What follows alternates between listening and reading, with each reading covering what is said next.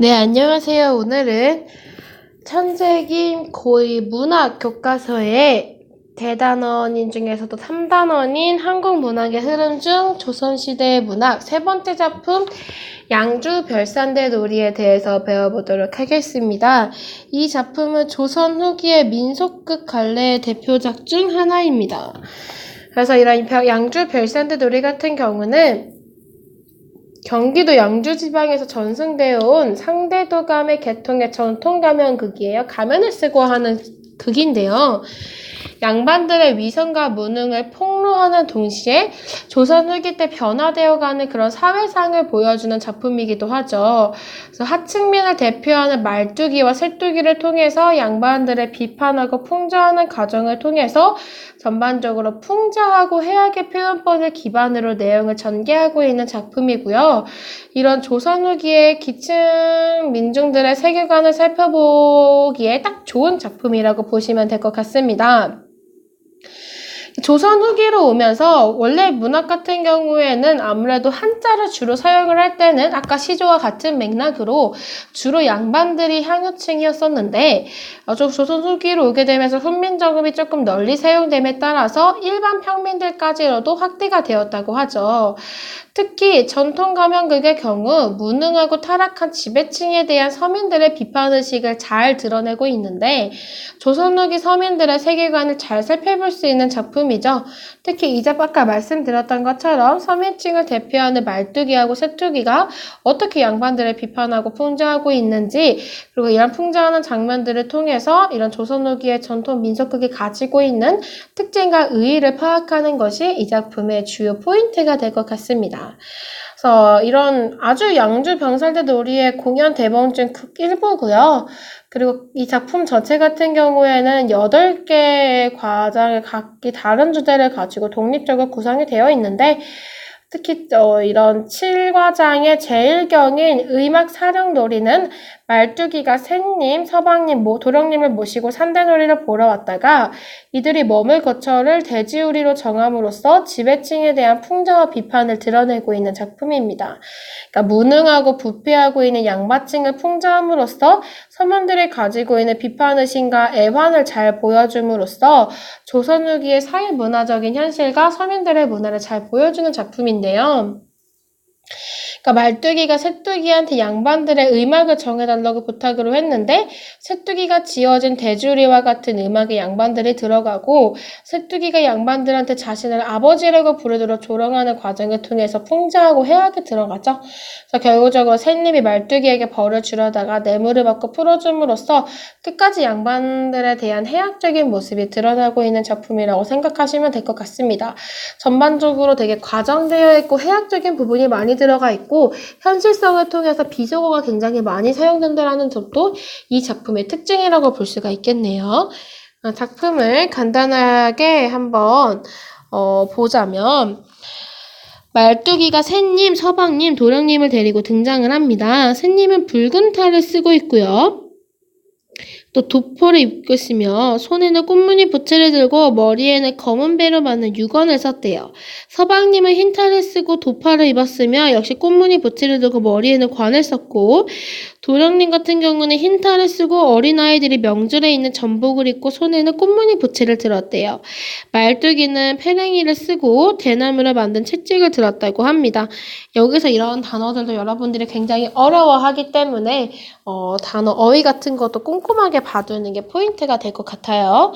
그러면서 이때 취마리는 양반들이 임시로 거처할 곳을 준비하는 의막 사령인 쇠뜨기 역할을 한다고 합니다. 말뚝이와 양반 일행이 과거를 보러 가던 중에 양주 땅에서 해가 넘어가는 줄도 모르고 탈놀이를 구경을 하다가 거처할 곳을 구하지 못한 상황이었어요. 그러나 저러나 내가 좀 곤란한 일이 생겼다. 무슨 곤란한 일이 생겼단 말이냐? 다름이 아니라 내가 우리 댁에 샌님, 서방이 도련님을 데리고 과거를 보러 가는 도중에 산대놀이를 구경을 하다가 하루 해가 저물었는데 하룻밤에 물 음악을 정하지 못하였다. 나는 여기 아는 친척도 없고 아는 친구도 없어 곤란하던 차에 너를 만나서 다행이다. 나를 봐서 우리 댁 양반들이 임시로 거쳐야 할 음악을 정해다오 라고 말뚝이가 쇠뚝이한테 지내고자 하는 음악을 구해달라고 부탁을 하고 있는 거죠. 옳지. 구경을 하다가 음악을 정하지 못했구나. 그래라 음악을 하나 정해주마 하고 양반들이 임시로 거치할 음악을 지었는데 보아하니 거기 담배도 먹을 듯하여 방 하나 가지고 쓸 수 없어 안팎 사람이 있는 집을 지었다. 바깥 사랑에는 동그랗게 말뚝을 대주리같이 박고 안은 동그랗게 담을 쌓고 문은 하늘로 냈다. 이만하면 되겠지. 그럼 고래담 같은 기와집이구나. 그 방에 들어가자면 물구나무를 서야겠구나. 기본적으로요. 이 극중의 공간도 산대 탈놀이를 하는 곳으로 설정이 되어 있어서 극중 공간과 산대 탈놀이를 하는 연희 장소가 일치하고 있다는 거. 새뚜기가 놀이판을 여러 번을 도는 것으로 음악을 만들었다고 하는 것을 보면요. 산대놀이가 일정한 무대장치 없이 굉장히 넓은 마당에서 이루어졌음을 보고 있죠. 그쵸?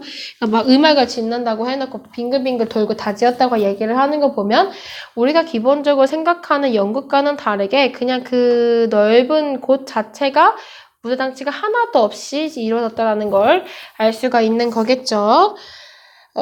그러면서 이 부분 방금 양반들이 담배도 먹을 듯 하다라는 표현은 양반들이 담배를 피우기 때문에 방이 하나가 아니라 안팎에 사랑채가 있는 집을 지었다라는 내용을 가지고 있습니다. 그래서 담배를 피울 때도 양반의 신분질서를 지우는 모습을 비판적으로 바라보고 있는 장면이고 또 동그랗게 말뚝을 박고 담을 쌓고 문을 하늘로 냈다는 표현에서 이 새뚜이가 만든 음악 자체가 문도 없이 말뚝과 담으로 막혀있는 돼지우림을 좀 알 수가 있고 말뚝이는 고래담 같은 기와집이로구나라는 반어적인 표현이라는 거 기억을 한번 해두실까요? 그래서 여기서 기와집, 고래담 같은 기와집이로구나 이 표현은 너 무슨 말도 안 되는 소리를 하고 있죠. 그래서 반어적인 표현을 통해서 맞장구를 치고 있는가는 거 그리고 그 방에 드러나기 위해서 물구나무를 서야겠다는 말을 한다라는 거는 음악에 들어가는 양반들을 돼지와 같은 존재로 취급하고 있다라는 조롱에 하는 말이라고 보시면 될 것 같습니다. 전반적으로 조금 들어와서 전반적으로 들어볼게요. 전반적으로 들어오자면 그렇고 말고 얘 너하고 나하고 말하는 게 불찰이지. 미안하지만 우리 양반들을 안으로 모셔야겠다. 야 이놈아 내가 무슨 상관이 있느냐. 너의 대간절 그 댁은 누구란 말이냐. 나는 그 댁의 하인이다. 그러면 그 양반들은 어디에 있느냐. 저 밖에 있다. 우리 어서 안으로 모시자. 새뚜기는 앞에 서고 말뚝이는 뒤에 서서 양반의 음악 안으로 모는 소리를 한다. 고이 새뚜기 뒤에서 채찍을 들고 돼질도저 소리를 친다. 두두두. 얘 말뚝아 이 음악을 네가 정하였느냐? 누가 정해주었느냐?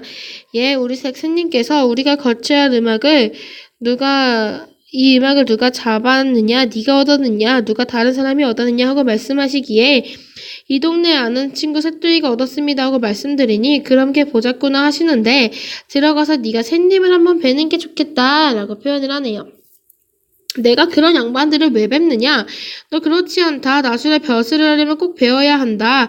그러면 네 말대로 보고 오마. 어서 갔다 오너라. 이 부분도 굉장하게 중요하게 봐야 되는 부분인 거죠. 벼슬을 하기 위해서 양반들을 배워야 한다는 거는 이 당시에 굉장히 아첨하고 따로 보는 그런 부패하고 부조리한 양반들의 생활상을 보여주고 있는 거죠. 그리고 또 양반하려면 너 가야 돼 하는 말을 듣고 새뚜기가 바로 간다는 소리라는 걸 보면 이 새뚜기도 출세에 대한 욕심이 어느 정도 있다라는 걸 우리가 알 수가 있겠네요. 그쵸? 그러면서 철아, 악자들의 타령 장단을 연주를 하면 새뚜기가 춤을 추면서 양반이랑 앞뒤를 돋는데 연주를 중지하면 말뚝이 앞으로 와서 내가 양반들을 자세히 보니 그놈들은 양반의 자식들이 아니더라. 새님을 보니 도포를 입었으나 전대띠를 두르고 두부보자기를 쓰고 꽃그림이 그려진 부채를 들었는데 그게 무슨 양반의 자식이냐? 한량의 자식이지. 또 서방님이랑 잘해보니 광을 썼으냐? 그놈도 꽃그림이 그려진 부채를 들고 있으니 그게 무슨 양반의 자식이냐? 잡종이더라. 또 도령님이란 놈은 전복에 전대띠를 메고 사당보자기를 썼으니 그놈도 양반의 자식이 아니더라. 이런 부분 같은 경우를 보면 전대띠를 두르고 있고 꽃그림이 그려진 부채를 들고 사당보자기로 쓰고 있는 것 자체가 양반들의 신분에 어울리지 않는 차림새를 의미를 하고 있어요. 그래서 이런 모습을 통해서 양반들의 모습 자체가 서민들의 차림새와 다를 바가 없다는 점을 말하면서 양반들을 희롱하고 조롱하고 있는 부분이라고 생각을 하시면 될 것 같습니다. 그랬더니 아니다. 그대에게 무척 가난하여 쇠물준에서 빌려 입고 가서 구색을 맞추어 의관을 입지 않아서 그렇다. 옳거니 쇠물준에서 빌려 입고 와서 구색을 맞지 않아서 그렇다고. 조선 후기 신분제의 동해와 양반 계층의 몰락, 그러니까 양반이면서도 가난하다라는 걸 보여주고 있죠. 그것도 양반들의 경제적으로 무능력함을 얘기하는 동시에 이런 경제적인 무능으로 인해서 시대 상황에 적응하지 못하는 모습을 희화화하고 있는 거죠. 그러니까 돈이 없는데 일은 안 하니까 빌려 입고 그런 양반의 구색을 제대로 못 갖추고 있는 양반들의 모습을 풍자하고 희화화하고 있다고 보시면 될 것 같습니다. 자, 여봐라 이놈. 내 이름이 버젓이 있는데 어떤 놈이 나보고 이놈이래. 네 이름이 무엇이란 말이냐. 내 이름은 아첨아자의 번개번자죠. 스님이 부르시기에 아주 적당한 이름이여. 한번 불러보시오. 얘 이놈의 이름이 왜 이리 평평하냐. 번아. 스님의 글을 배우셨으니 붙여서 불러보시오. 아, 이놈의 이름이 왜 이렇게 팽팽하니? 번아. 아니라니까요. 그러지 말고 어서 불러요. 글을 배우셨으니 바로 붙여서 불러요. 빨리 외치지 매세요. 아자 번자야. 아자 번자가 무엇이오? 도대체 새님인 글을 배웠어. 어서 글을 좀 붙여 불러시오. 아, 어서 붙여서 불러봐요. 아, 이상한 이름도 다 보았다. 왜 이리 팽팽하냐? 아, 아번. 새님이 아버지라고 부르자 새님을 향해 대답한다. 왜 그러느냐? 놀린 거죠. 그쵸? 그러면서 놀림을 당한 것이 분하여 이놈들아 남의 집 종 색돌기는 용서하여주고 우리 지족 말뚝이를 잡아들여라. 네이 너희놈 큰일 났다. 너 양반댁 다닌다고 허세를 함부로 굴리더니 잘 걸려들었다. 이놈 건세를 10년을 가지 못하고 꽃은 열을 피워있지 못한다더라. 어서 가자. 지체하지 말고 빨리 들어가자. 말뚝이에 페랭이를 벗겨서 쓰고 채찍을 빼앗으려고 한다. 너 미쳤느냐? 내가 양반에 다니냐고 무슨 허세를 부렸느냐? 이놈의 잔소리 말고 빨리 들어가자. 얘 너 술 취했느냐? 양반께서 너를 잡아들이라고 본부를 하셨다. 어서 들어가자. 새님 말뚝이를 잡아들여 왔습니다. 그놈을 업어들고 대매에 물꼬를 올려라. 내 지당한 분부십니다. 너 양반 앞에서 매를 맞아 죽을 모양이니 어떻게 하려느냐? 얘 가만히 때려다오 라고 얘기를 하죠. 그러니까 한마디로 지금 새뚜이가 자신의 입으로 아첨아자의 번개번자라고 얘기를 하면서 양반을 조롱하고 있는 거죠. 아번이라는 건데 이 새뚜이가 말한 이유는 아첨을 번개같이 능숙하게 하는 사람이라는 뜻으로 약간 언어 유희를 통해서 양반들의 무지함을 조롱하고 있는 부분이라고 보시면 될 것 같습니다. 그러면 새뚜이가 자신의 이름을 거짓으로 꾸며서 아번이라고 부르기 해서 새님을 난처하게 만드는 장면인데 결국은 새님이 새뚜기를 아버지라고 높여 부르고 새뚜기는 반말을 대꾸함으로써 새뚜기와 새님의 인물관계가 역전되는 모습을 보여주고 있는데 양반의 무지함과 어리석음이 폭로되고 새님은 자신이 놀림을 당한 거에 되게 분노하게 되는 부분이죠. 그리고 또 마지막에 말뚝이를 통해 권세를 등에 업고 횡패를 부리는 당대 현실을 비판하고 있는 장면인데요. 특히 권세는 10년을 가지 못한다라는 건불 10년 못 꽂힌 열의를 피해있지 못한다는 화무시피롱에서 따온 표현인데 새뚜기가 구사하는 이러한 언어 표현이 양반들의 어휘와 크게 다르지 않다라는 점에서 양반들의 허위의식을 드러내고 있는 거죠. 그러니까 니네가 그렇게 우리와 다르다라고 이야기를 하는데 결국 니네들이 하는 말이나 우리들이 하는 말이나 그게 그거다라고 표현을 하고 있는 부분이라고 생각하시면 될 것 같습니다. 그죠? 마지막 부분에 말뚝이가 새뚜기의 말을 듣고 아 이놈들아 무슨 의논을 하느냐 다름이 아니오라 이놈이 새님 앞에서 매질 맞으면 죽을 것 같으니까 형량을 줄여달라고 애걸을 합니다. 여봐라 이놈 아니다. 얘 말뚝이가 큰일 났다. 이 일을 어떻게 하느냐 이놈들아 또 무슨 공론이냐 어서 바른 대로 말해라. 네 손님이 새님을 속일 리가 있겠습니까? 말뚝이가 된량을 준다고 합니다. 안 된다. 큰일 났다. 10량을 주려고 합니다. 안 됐다. 이거 큰일 났네. 15량 준다고 합니다. 좋아하며 이놈들아 들어봐라. 저기 끝에 계신 종가댁 도령님은 집이 어려워서 세금이 이때까지 내지 못하였다고 하니 그 돈 10넉량 9돈 9푼 오리는 집에 보내고 그 나머지는 술 한 사발 사다가 먹어라 하는 부분이죠. 자, 결론적으로 살펴보자면 양반이 말뚝이를 잡아오라고 하자 새뚜기가 말뚝이를 잡으러 가고 말뚝이는 아무런 저항 없이 달펴오고 있는데 이런 게 약간 양반들의 횡포가 심했다라는 게 보일 수가 있죠. 그래서 샌님의 말뚝이로부터 돈을 받고 형량을 줄여주려 하는 장면이랑 뇌물을 흥정하는 모습을 통해서 이를 당시의 조선 후기 양반들의 탐욕과 위선, 부패한 생활상을 비판하고 있는 부분이라고 생각하시면 돼요. 또 뇌물을 받으면서도 그중 일부를 술값으로 남겨주는 것을 보면 이중적이고 탐욕스러우고 또 인색한 모습을 담아내고 있는 모습이라고 생각하시면 될 것 같습니다. 자, 우리 간단하게 학습 활동만 살펴보고 마무리 해보도록 하겠습니다. 네, 학습 활동을 간단하게 살펴보자면, 먼저 등장인물의 성격을 중심으로 아래 활동을 해보자라는 점에서 등장인물 같은 경우는 그냥 여러분들이 정리를 하시면 될 것 같고요.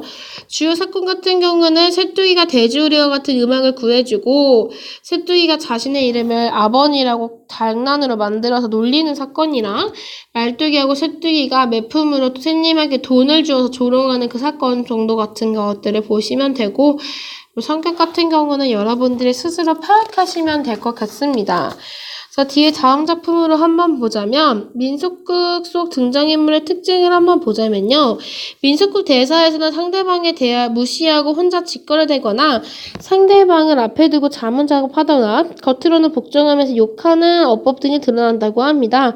이러한 형식들은 지배층에 대한 민중들의 반항적인 태도를 과장해서 나타낸 말하기 방식이라고 보시면 되죠. 우리 중요한 부분에 줄 하나만 치고 넘어갈게요. 지배층에 대한 민중들의 반항적인 태도를 과정에서 나타난 말하기라는 거.